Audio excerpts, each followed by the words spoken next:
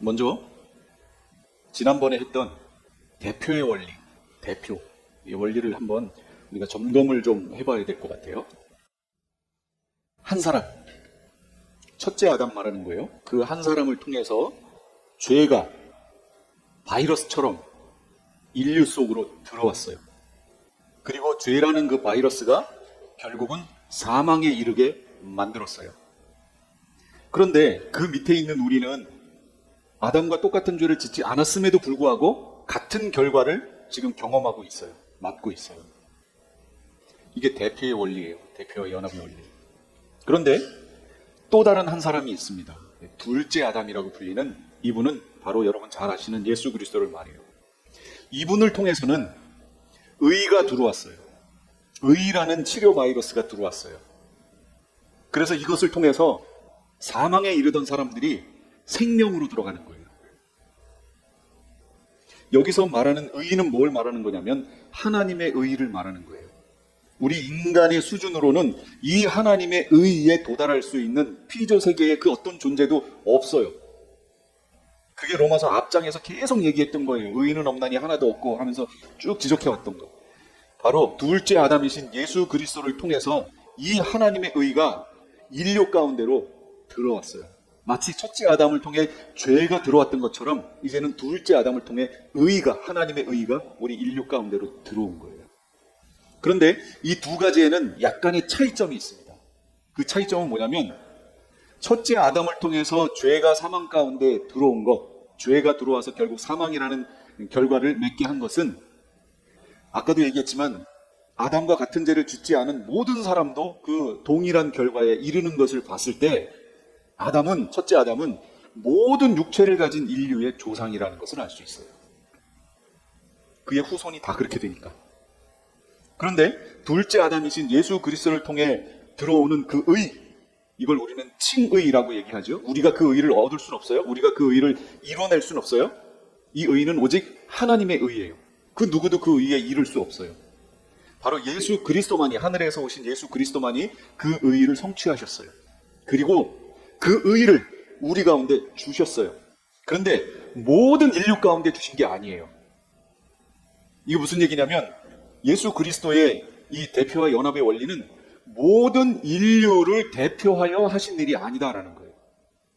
그걸 어떻게 알아요? 결과가 말해주잖아요. 여러분, 모든 인류가 다 구원 얻어요? 아니잖아요. 그러니까 그 사람들에게는 구원 얻지 못하는, 생명을 얻지 못하는 그들에게는 예수님이 대표와 연합의 원리와 관계가 없다라는 거예요. 그럼 누구와 관계 있느냐? 로마서 5장 17절. 넘치는 은혜와 의의 선물을 받는 사람들에게만 해당한다라는 거예요.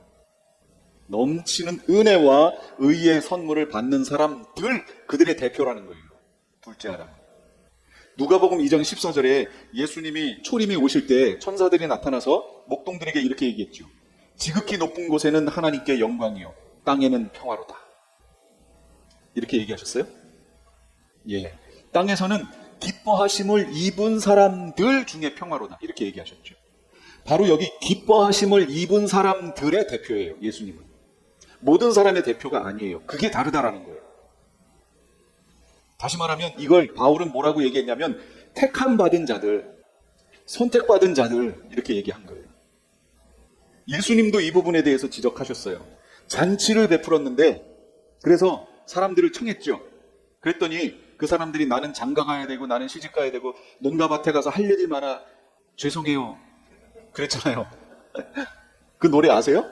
죄송해요 죄송해요 정말 잔치에 갈 수 없어 장가 가야 하고 소도 사야 하고 논과 밭에 나가서 할 일이 많아 내 어이하리 죄송해요. 못 왔어요. 그랬더니 그 주인이 어떻게 했어요? 산 울가 전체로 다니면서 잔치에 다 청했죠. 그런데 그 비유의 마지막 구절이 뭔지 아세요? 청함을 받은 사람은 많되 택함을 받은 사람은 적다, 이거예요. 그러니까 여러분 잘 보세요. 청함을 받은 사람은 많아요. 지금 여러분 전하는 모든 사람들이 다 청함 받은 사람이에요. 그런데 그 중에 진짜로 하나님의 택함을 받은 사람, 여기 둘째 아담 대신 예수님이 대표로 세울 그 밑에 있는 사람들, 택함을 받은 사람들은 적다예요. 적구나가 아니고 왜 이렇게 적을까 하는 그런 얘기가 아니고요. 적다 이렇게 얘기하신 거예요. 그래서 실제 적어요. 온 인류의 뭐 한 20%? 아니요, 어림도 없어요. 진짜로 어림도 없어요. 적어요. 그러나 누가 택함 받았는지 우리가 어떻게 알아요? 몰라요. 그러니까 우리가 할 건 뭐예요? 청하는 거예요. 전하는 거예요. 이건 우리가 할 일이고 택하는 것은 하나님이 하실 일이라는 거죠. 우리는 전하는 거예요. 청하는 거예요. 또 하나 점검해 볼게요. 율법을 주신 목적이 뭐라고 그랬죠? 지난번에 로마서 5장 20절 뭘요? 예, 범죄를 어떻게 한다고요? 뭐라고요? 더하게 하시려고. 범죄를 더하게 하시려고. 죄는 일정해요. 죄와 범죄는 죄가 더 큰 개념이에요. 죄가 있는데 범죄는 적을 수 있어요.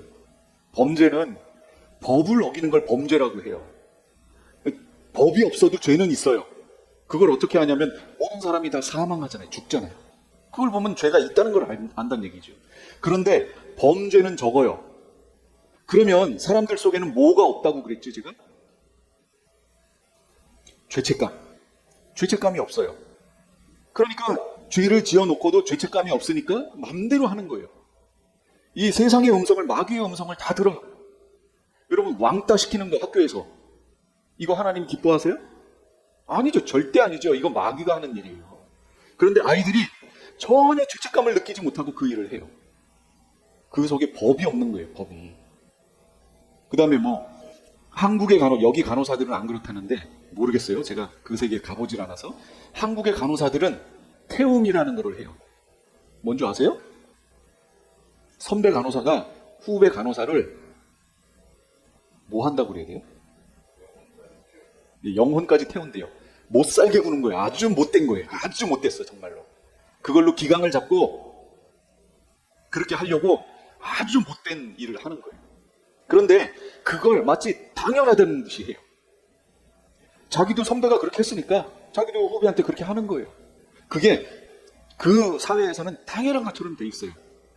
간호사 사회만 그래요? 아닐걸요. 법이 없으면 그렇게 된다는 거예요. 죄책감을 못 느껴요. 그래서 하나님께서 법을 주셨어요. 그게 율법이죠. 그 율법 안에는 하나님의 뜻이 담겨 있어요. 하나님의 의가 담겨 있어요. 그래서 내가 뭔가를 하면 이게 잘한 건지 잘못한 건지를 율법을 통해서 알게 돼요. 그런데 사람들이 다 죄를 짓는다고 그랬잖아요. 그러니까 율법을 통해서 본인들이 짓고 있는 죄를 점검해보라 그 얘기예요. 신앙생활을 하면 할수록 여러분 죄가 많아지던가요? 적어지던가요? 제가 얘기했잖아요. 실상은 적어지는 거예요. 실상은 죄에 대한 감각이 살아서 더 많이 짓는 것 같아지는 거예요. 크리스찬들은. 믿지 않는 자들은 자기가 죄를 더 많이 짓고 있다는 걸 몰라요. 모르니까 실제로 더 많이 짓는 거예요. 그 차이를 잘 보셔야 돼요. 그럼 왜 범죄를 더하게 하셔야 돼요? 왜 죄를 더 드러나게 하셔야 돼요? 범죄를 더해서 회개하게 하기 위해서, 회개를 알게 하기 위해서. 회개를 알아야 메시아를 찾게 되잖아요. 내 힘으로 안 되는구나를 깨닫게 되는 거예요. 그래야 은혜가 주어져서 우리를 영생으로 인도하게 된다라는 거죠. 이게 지난번에 했던 내용이에요. 오늘 말씀은 어떻게 시작하냐면, 그러면 은혜를 더하게 하기 위해서 여전히 죄 가운데 머물러 있어야 하는가? 이렇게 질문함으로 시작해요. 여러분은 어떻게 생각하세요? 지난번 5장 20절에 보면 죄가 많은 곳에 은혜가 더욱 넘치게 되었다라고 나오죠. 죄가 많은 곳에 은혜가 더욱 넘치게 됐다. 그렇죠? 죄가 많은 곳에 은혜가 넘친다는 얘기는 죄가 많은 사람이 그만큼 탕감을 많이 받잖아요. 그게 다 은혜잖아요, 결국은. 죄를 조금 지은 사람은 조금 탕감받겠죠. 조금 탕감받은 사람하고 크게 탕감받은 사람하고 은혜에 대한 감각이 다르잖아요. 그게 5장 20절 말씀이었거든요. 그런데 오늘 말씀은 어떻게 시작하냐면, 그러면 은혜를 더하게 하기 위해서 여전히 죄 가운데 머물러 있어야 되는 거 아닌가? 이거예요. 어때요? 아니죠. 그럴 수 없다. 오늘 2절에 그럴 수 없다. 그럼 왜 그럴 수 없어요? 오늘 본문에 그걸 설명하고 있는 거예요. 왜 그럴 수 없는지, 은혜를 더하게 하기 위해서 죄 가운데 여전히 머물러 있으면 안 되는 이유를 오늘 설명하는 거예요. 그게 바로 연합의 법칙이라는 거예요. 저번에는 대표의 법칙을 주로 설명했다면 오늘은 연합의 법칙을 이제 설명을 할 거예요. 자, 여러분, 이 연합의 법칙을 알려면 뭘 알아야 되냐면 세례의 의미에 대해서 정확히 알아야 돼요. 세례. 사실은 원어적 의미로 치면 침례가 더 맞는 말이죠. 물에 잠겼다가 그래서 이렇게 나오는 거죠. 이 세례에는 의미가 있어요. 첫째는 이제 죄에 대해서는 죽고, 이게 첫 번째 뜻이에요. 물속으로 들어가잖아요. 이건 죽었다 그 얘기예요. 이제 죄에 대해서는 죽고, 그 다음에 다시 나오지요. 이것은 의에 대해서는 살다, 산다. 그런 신앙의 고백을 외적으로 하는 표, 이게 세례예요. 그러니까 세례는 교회 다닌 지 뭐 몇 개월이 됐고 세례 문답을 했고 뭐 이래서 주는 게 아니에요. 사실은 세례는 신앙의 확실한 이 신앙 고백이 생겼을 때 그때 그냥 주는 거예요. 그리고 되도록이면 침례를 하는 게 좋죠. 그래야 이 의미를 정확하게 알 수 있죠. 근데 장로교라든지 감리교라든지 여기에서는 대부분 그냥 물을 이렇게 해서 이렇게 얹어서 하지요. 근데 정확하게 이 의미를 살려서 하려면 완전히 물속으로 들어갔다가 나오는 이것도 좋을 것 같아요. 그래서 세례받을 사람들을 이제 어느 정도 되면 같이 여름 수련회를 가서 수련회 그 강가에 가서 거기서 새 침례를 한다든지 이렇게 하면 너무 좋겠죠. 뭐 우리는 침례탕이 없잖아요. 그 침례교는 침례탕이 교회 안에 딱 있잖아요. 어쨌든 세례는 바로 침례는 그런 의미다라는 걸 기억해 두세요. 자, 그러면 연합의 법칙을 지금 설명하는 거예요. 바로 그렇게 세례 받을 때 오늘 본문은 뭐라고 얘기하냐면 우리가 그리스도와 함께 죽었다라고 설명해요. 이게 연합이 됐다는 거예요. 이게. 저는 여기 있는데요, 여전히? 예, 여기 있지만 우리가 신앙 고백을 하고 그렇게 세례를 받을 때 우리는 예수 그리스도의 죽으심과 함께 나도 같이 죽었다. 이게 연합됐다라는 거예요. 그래서 우리는 죄에 대해서 죽은 거예요. 지금 우리는 이 신앙 고백대로 세례를 받고 신앙을 주님 앞에 고백했다면 우리는 죄에 대해서 지금 죽은 거예요. 죽은 거. 이 죽었다는 의미는 조금 이따 다시 설명할게요. 우린 지금 죄에 대해서 죽었어요. 이게 3절에서 6절 그리고 8절 여기에 계속 설명 나오는 거예요. 오늘 본문이 그래요. 다시 한번 쭉 읽어보세요. 자, 그 다음에 뭐에 연합됐냐면 두 번째, 물에서 나왔어요. 이건 그리스도의 다시 사심과 연합됐다. 그리스도의 다시 사심. 다시 사심이 뭐예요? 부활. 부활에 있어서도 그와 연합하는 사람이 될 것이다. 여러분 지금 부활했어요? 부활 안 했죠? 우리가 무슨 부활이에요? 부활 안 했어요. 부활은 언제 해요? 육체가 죽어야 하지요. 예. 아까는 죄에 대해서 죽었다고 얘기한 거예요. 우리 육체가 죽어야 부활할 거 아니에요. 그러니까 이 부활과 연합됐다라는 것은 이 신앙 안에서 끝까지 가면 결국 우리 주님께서 부활하신 것처럼 우리도 부활하게 될 것이다. 이거 말하는 거예요. 미래적인 거죠. 우리도 부활하게 될 거예요. 그러면 지금은요? 현재는 4절하고 11절에 있어요. 새 생명 안에서 살게 됐다. 이게 현재의 우리의 모습이에요. 예수님의 다시 사심이 새 생명 안에서 살게 됐다라고 하는 것이 지금 연합된 거예요. 또 다른 표현으로 11절에서는 그리스도 예수 안에서 살고 있다. 지금 우리가.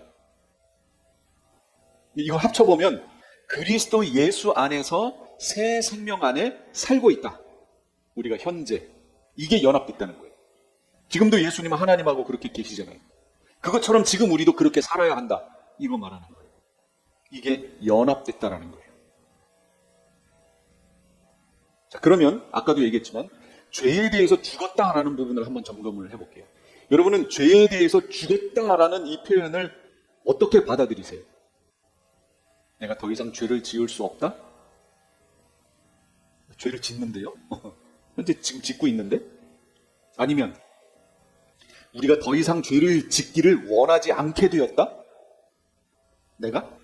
우리가 더 이상 죄를 짓기를 원하지 않게 됐다. 여러분 정말 그래요? 크리스찬들은 죄에 대해서 죽었는데 그러면 모든 크리스찬이 더 이상 죄를 짓기를 원치 않아요? 자기가 원함으로 죄를 짓는 사람들이 크리스찬 중에 없어요? 있어요. 많아요.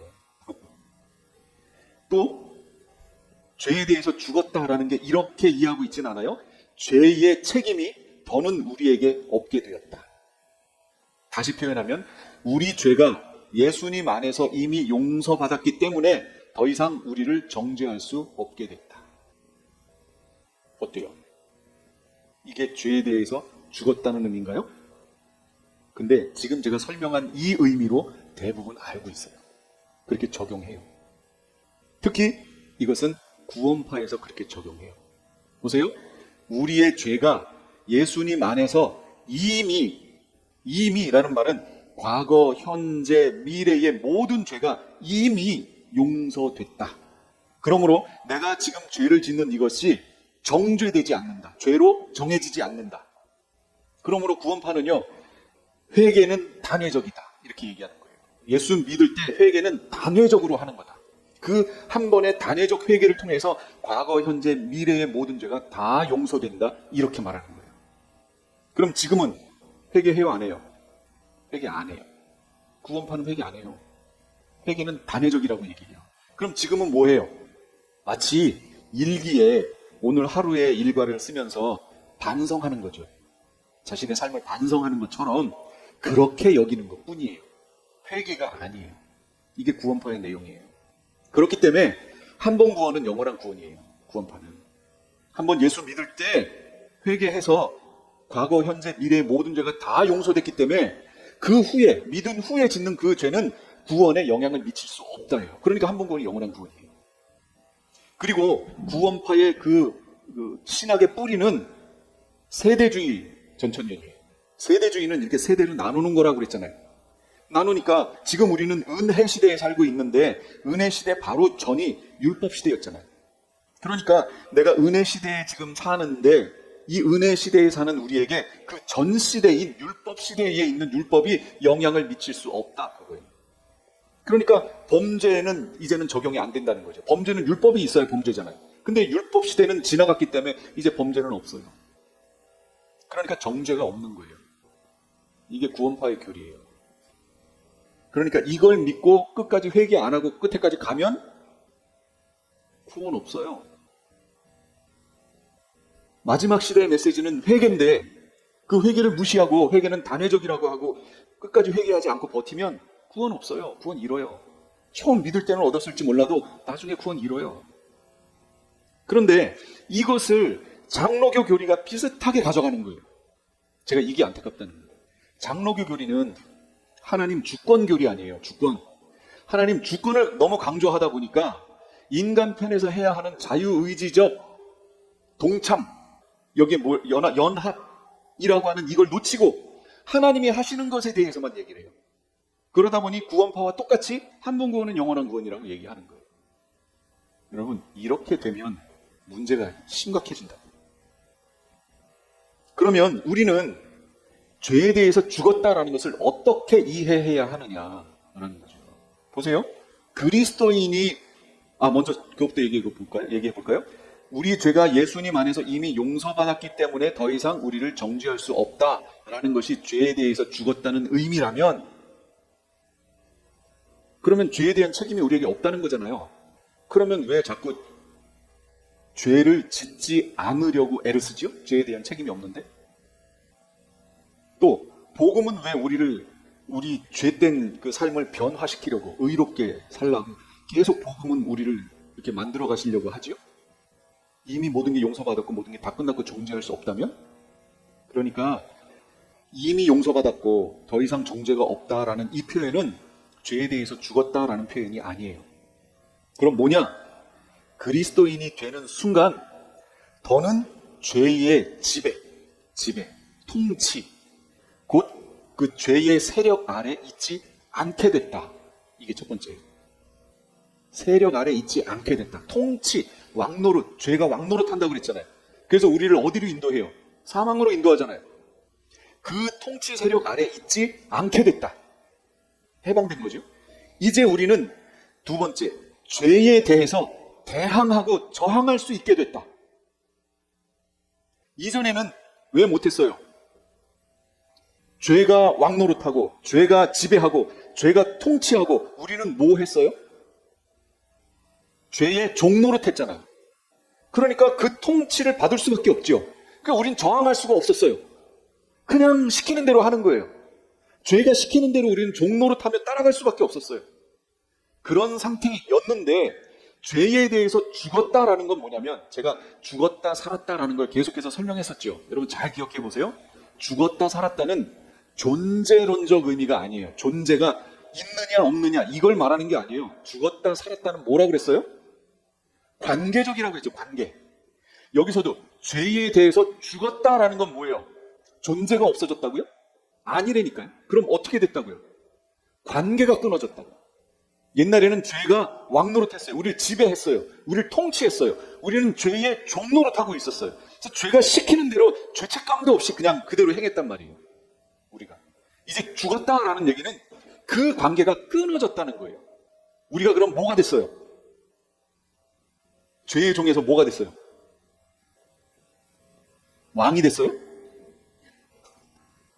의의 종이 됐어요. 우리는 여전히 종이에요. 죄의 종에서 의의 종이 된 거예요. 의의 종.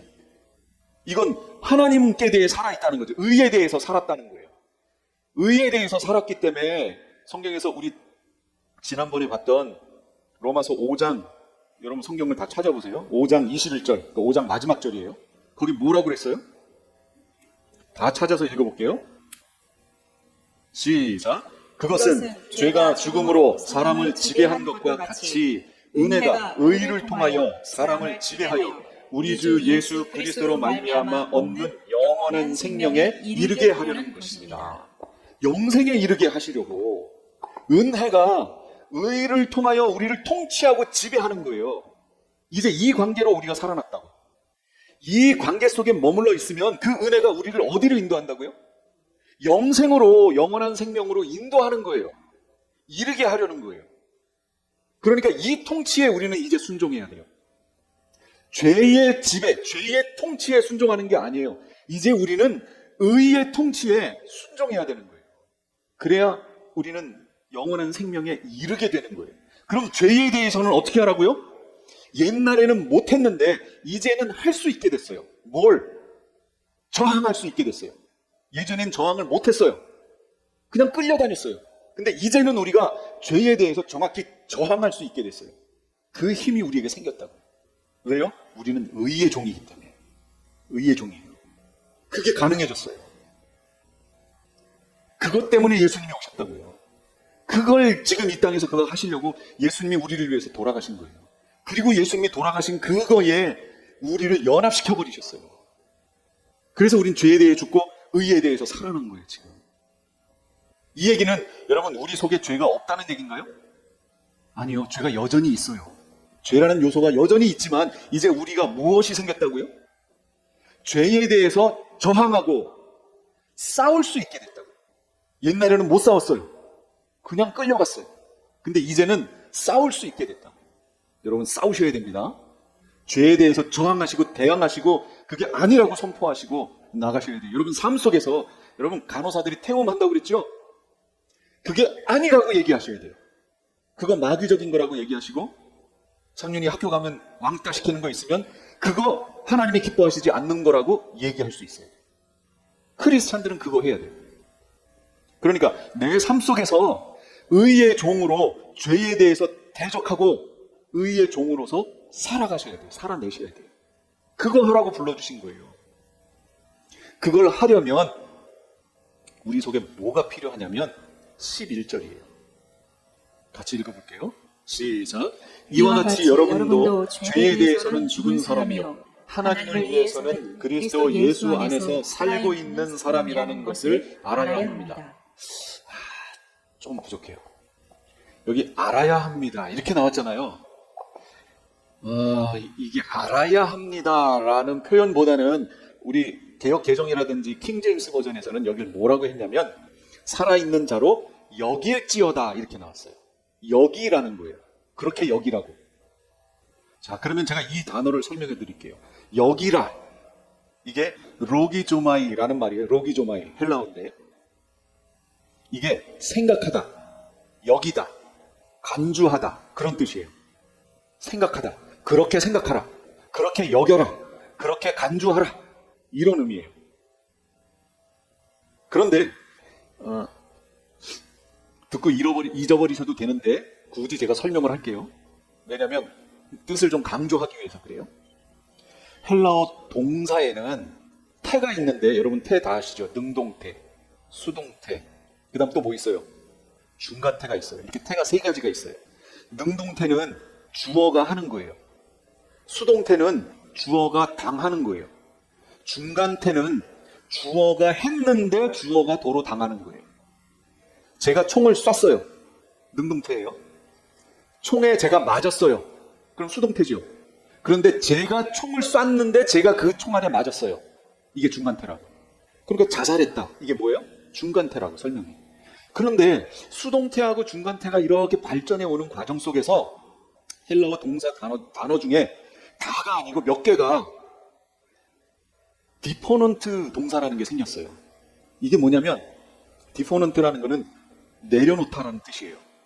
뭐냐면 헬라어 동사는 능동태로도 만들 수 있고 수동태로도 만들 수 있고 중간태로도 만들 수 있어요. 근데 이 디포넌트 동사는 뭐냐면 능동태를 내려놓은 거예요. 버렸어요. 이 동사는 능동태가 없어요. 디포넌트 동사라고 그래요.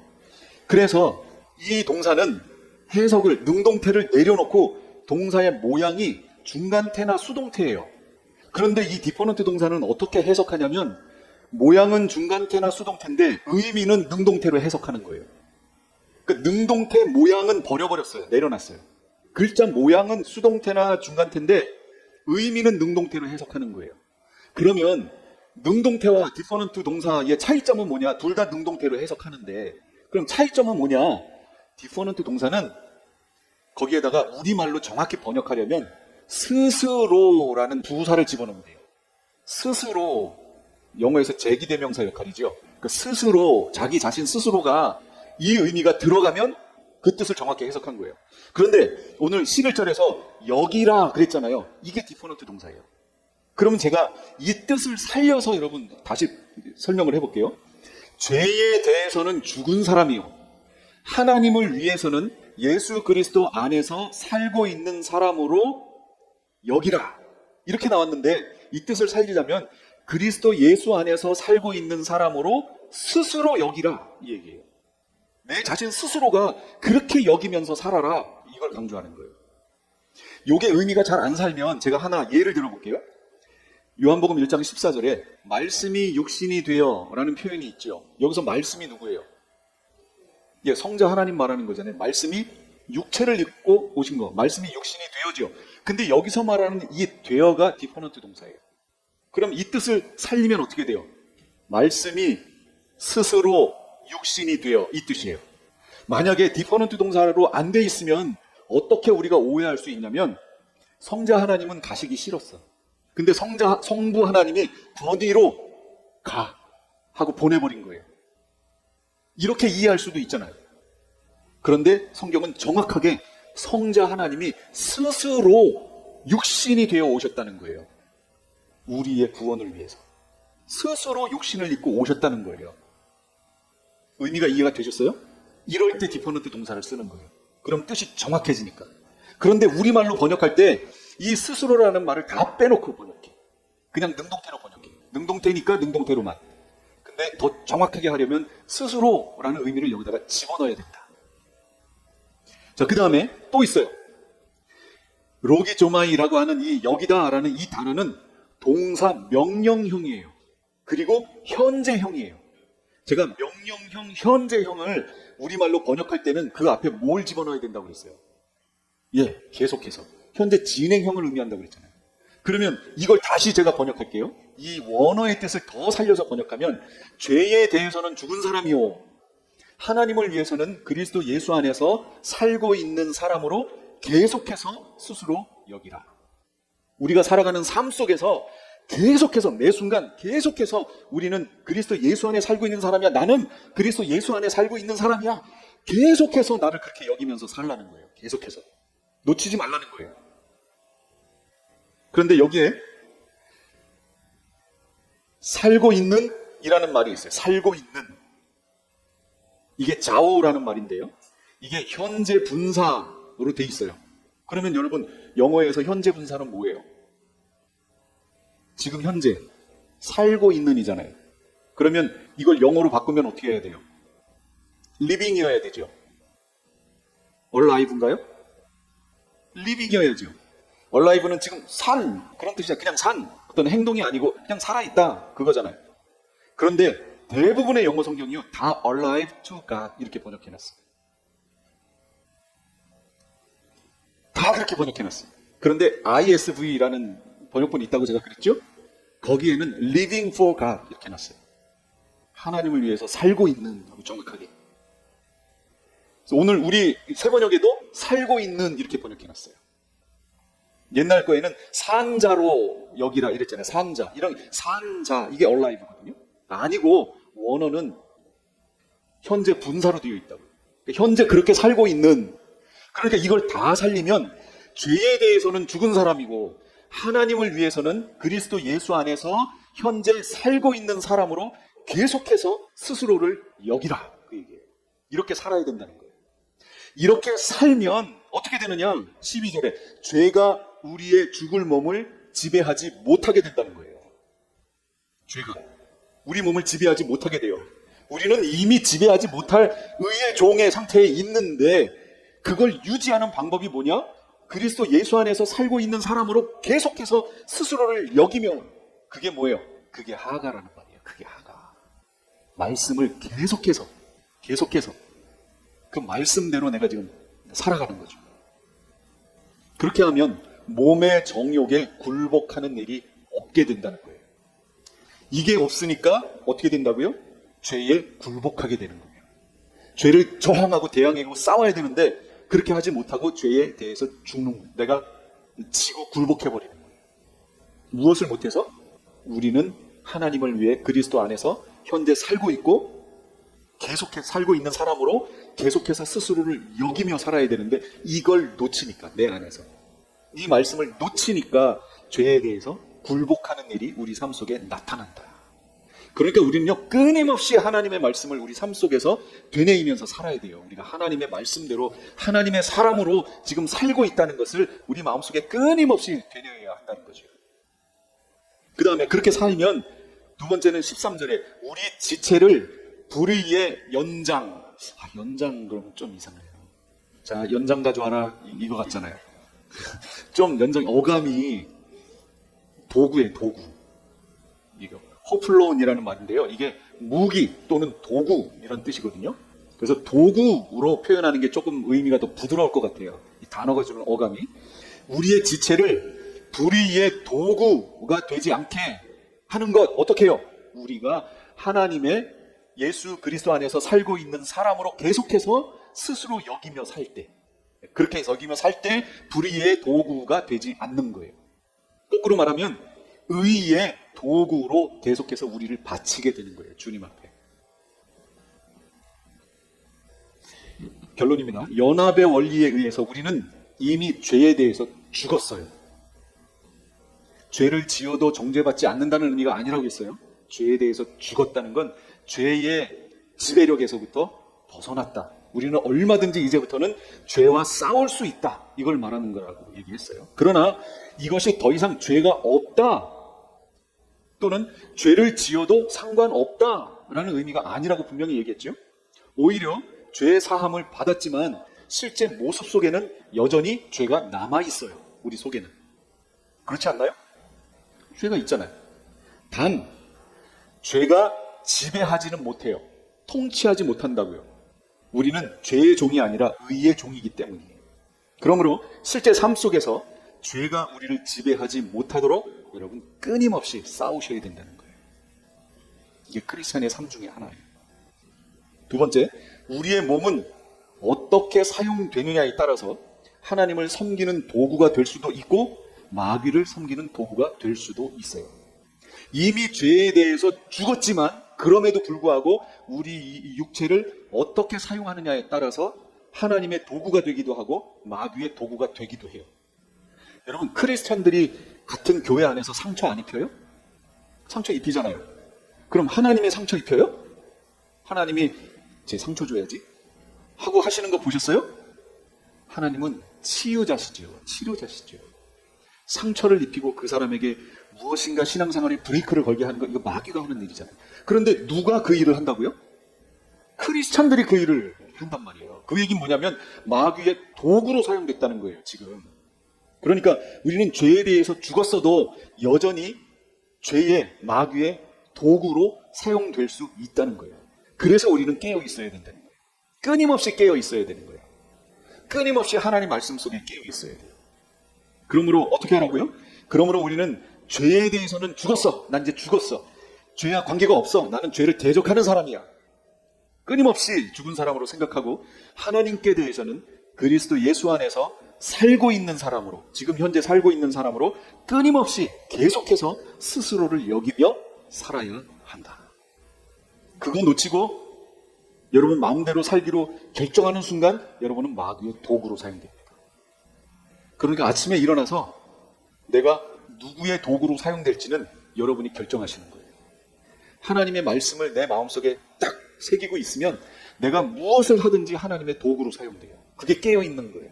그런데 그게 아니라 하나님의 말씀과 하나님께 대해서는 거리를 두고 관계가 이미 회복됐는데도 관계를 거리를 두고 무감각하면 자연스럽게 우리는 뭐의 도구가 되냐면 마귀의 도구가 돼요. 우리는 하나님의 형상으로 회복되어지고 있기 때문에 그래요. 마치 핸들이 얼라이먼트가 틀어져서 이렇게 틀어져 있는 것과 같아요. 우리의 현재 상태는. 그래서 이 핸들을 놓으면 자동차가 쭉 하고 한쪽으로 기울어버려요. 왜곡된 하나님의 형상을 여전히 우린 갖고 있고요. 우리는 살아가는 삶 속에서 주님 만날 때까지 이 하나님의 형상을 계속해서 회복하는 거예요. 회복. 그러니까 우리는 끊임없이 이 핸들을 바로잡고 있어야 돼요. 그래야 곧게 갈 수 있습니다. 하나님께 깨어있는 우리 성도님들 다 되시기 바랍니다. 기도하겠습니다.